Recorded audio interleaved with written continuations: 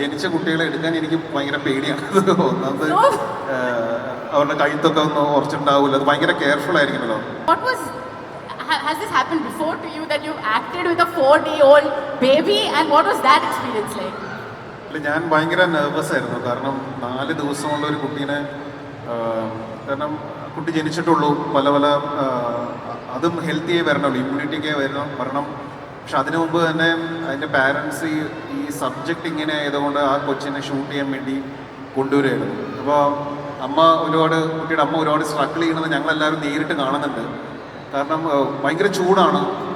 നമ്മൾ എ സിയിൽ എടുത്തുന്നു, തിരിച്ചു കൊണ്ടിരുന്നു, എ സിയിൽ തിരിച്ചു വരുന്നു. അതൊരു 3-4 മാസം പ്രായമായ ഒരു കുട്ടിയാണെങ്കിൽ കുറച്ചും കൂടി അത് എന്താ പറയുക, 4 ദിവസമായിട്ടുള്ളൊരു കുട്ടിയല്ലേ, അതൊരു കമ്മിറ്റ്മെൻ്റാണ്, ഈ സബ്ജക്റ്റിനോടുള്ള കമ്മിറ്റ്മെൻ്റാണ്. അപ്പോൾ അത് അഖിലിനും വൈഫിനും എല്ലാ നന്ദിയും പറയുന്നു.